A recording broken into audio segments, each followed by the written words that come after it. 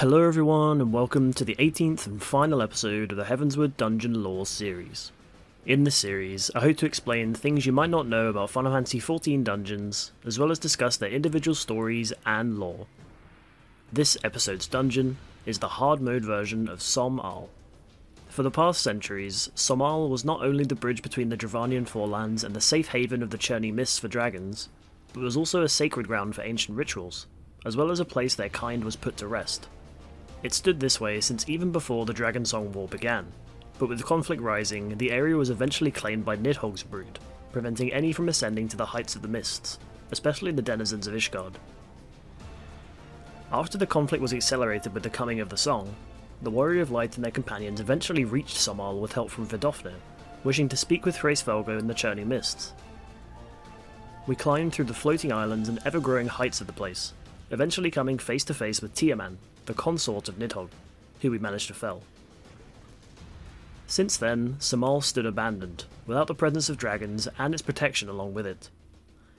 Because of this, in the current day, the Warrior of Light finds themselves accosted by a frantic messenger Moogle, happy to have finally found them in Idleshire. It seems as though Vidofnir herself has been requesting our presence.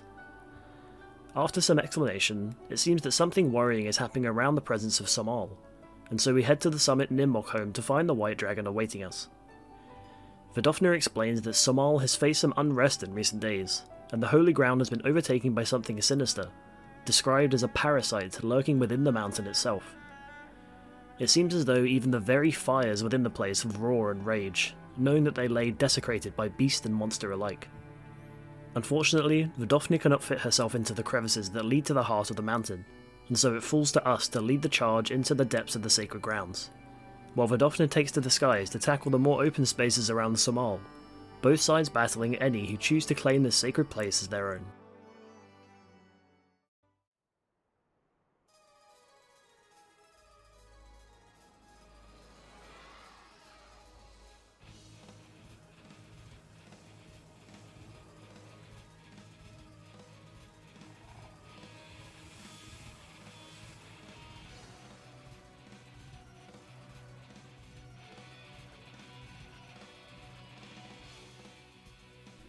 We descend into Sohm, arriving at Hesafar where we fought Tiaman long before. Unlike our previous visit, the whole mountain seems covered in a thick fog as we proceed down into the caverns of the place. As Vidofnir said, the mountain is full of a plethora of different beasts and monsters, each claiming the dragon's land as their own. After defeating a pair of Chichus, the unstable rock blocking the cavern crash open and we proceed into the veins. Arriving at the wound, we find a rocky creature with a large seed pod on its back known as the Heavensward awaiting us. This odd monster is able to secrete fumes from its back, covering the entire arena. They are not as innocuous as they seem, however, as the creature uses another ability to act as an igniter, setting the whole arena ablaze. The main danger coming from the Heavensward are the spore sacs that it occasionally brings forth from its bulb, placing them all across the arena. These sacs too share the inflammable properties of the spores, igniting and exploding in an area when lit by the creature. Lastly, the creature uses a sticky excretion on a random party member, damaging and slowing their movement greatly, making it much harder to avoid the spore sacs explosions. We carry on into the veins, being accosted by the Opkin who burst from the nearby ponds and attack. We see a diverted path here as the route originally leading to the glowing area held by the dragons is blocked by fallen boulders, and so we proceed onwards towards the Fever, as many more creatures burst from the waters to ambush the party. After finally defeating a group of netherworms, we arrive at the Fever proper, where a bipedal, crocodile-like creature known as Gaurau awaits the party. This creature aggressively assaults the party, but acts more cunningly than most foes. It rarely allows the party to see its intent long before it acts, instead using its body to simply ready its attack before unleashing it. Initially, the beast raises a claw, ready to swipe at any in front of it. Dangerously, the creature inflicts wounds not easy to be closed, causing the party to receive less healing should they fall victim to any of its attacks. The beast follows up the swipe with a tail swing, spinning in a circle and knocking away any nearby. When the Gaurau puts its hands to its mouth, however, it unleashes a blast of fire at a party member. Additionally, if its scaly back begins to glow while preparing the fire, it instead releases a stream of flame in front of itself for several seconds, tearing through party members if they are unable to dodge. Eventually, after dodging the Gaurau's attacks, including its barreling shoulder check, It falls and the party can proceed through a small gap in the rocks to arrive at the heart, the true centre of Sohm. Here, the lava flows freely all around the path, but it's worth noting that man-made pillars still stand along the passage, indicating the supports were made even long before the Dragonsong War began. As we proceed, some of these pillars begin to crumble, with one even forming a passageway over a stream of lava for the party. The monsters here are those adapted to the heat surrounding the place, with more rock golems and even lava crabs blocking our passage. We also find the Blood of the Mountain, which we once saw during the fight with Mayath on our original foray into Sohm. It still acts just as dangerously, channeling a dangerous torch ability which blasts the entire party with fire if not tackled quickly. After we defeat a final set of enemies with another pair of this dangerous live blood, we arrive at the lava tube, where the so-called parasite of the mountains awaits us.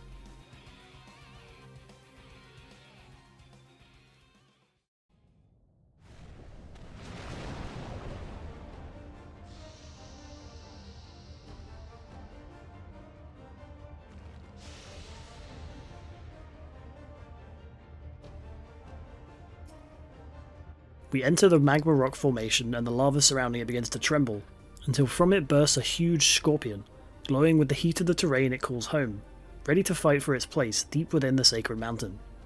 The lava scorpion unsurprisingly unleashes heat and fire to attack the party, starting with its molten silk, spraying lava at the party surrounding it. It then uses its flying press, causing the outer layer of the arena to break off and fall into the lava. As the fight progresses, the flying press continues to form another hole in the arena, allowing lava to seep through and burn any unfortunate enough to come close to it. After this, the scorpion calls forth its minions, the scorpion's claw and tail. The tail simply attacks a party member, however the claw begins to find a place to dig yet another hole in the arena to spew forth lava. The party must prevent them from digging, as well as keeping an eye on the tails to take less damage from their deadly thrust. Lastly, each time the flying press is performed by the larger scorpion, the existing holes in the arena get bigger, eventually threatening to consume the whole floor space. After managing to avoid its lava spew and make room on the arena floor to damage it, the scorpion concedes, falling to the floor and vanishing, as the party frees Sohm from its burden once again.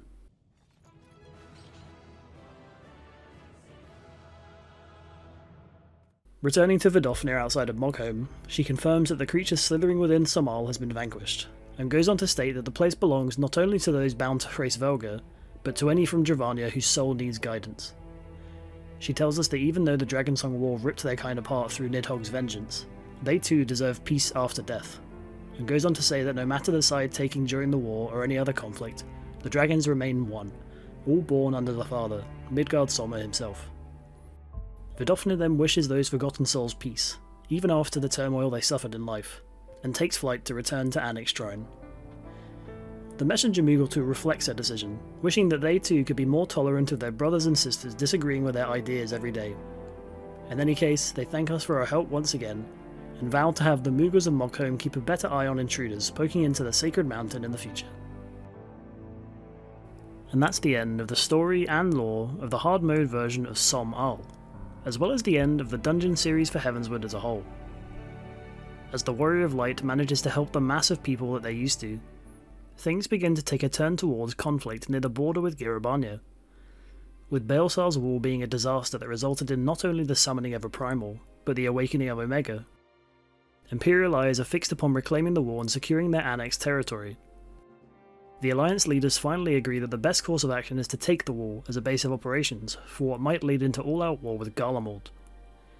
Meanwhile, the Scions return to Amarysai's spire to meet with Ida, seemingly lost in thought since Papalymo's sacrifice. When speaking with her, she finally removes her mask and reveals her face, revealing herself not to be Ida after all this time, but her sister Lys. Lys explains that her sister joined the Archons long ago, and since her death Lys posed as her, remembering Ida as her inspiration. Y'shtola points out that the majority of the Scions knew from the start when Lys joined their ranks, but Papalymo made them promise to keep it a secret. Lys sadly explains Ida's death, how she was ambushed and overwhelmed by a huge amount of Imperial soldiers while smuggling refugees from Alamigo, and goes on to explain that until now, Lys never knew what her true path should be, but now she wants to fight to free Alamigo and continue her family's fight, to return it to the glorious country she knows it can be. Soon after, we glimpse a scene of Raban and Pippin atop the wall, with the latter reporting in as confirmation of the Alliance forces holding the place. Raban moves to the edge of the wall where Ilberd fell and summoned Shinru. He looks down with a resolved look in his eye and promises to take back Alamigo for them both. Finally, within what appears to be the throne room of Alamigo, the new Imperial Viceroy sits upon the throne, receiving a report from the soldier. The soldier tells the Viceroy of the enormous damage caused by the battle between Machine and Primal, but the Viceroy gives no reply, intimidating the soldier into continuing with the original plan of attempting to retake the wall, before the Viceroy comments on the coming storm and smiles. I hope you enjoyed this video, and the Heavensward series as a whole. With another journey behind us, we can only wonder what awaits us as we step beyond the Great Wall. If you enjoyed this video, or the series as a whole, please consider subscribing to the channel as it helps me out, and it motivates me to know people are waiting for the videos. I still love making them, and I thank everyone that watches, comments or helps with the videos, and I hope you all look forward to arriving in Stormblood. Have a great day, and I'll see you next time for the Siren Song Sea.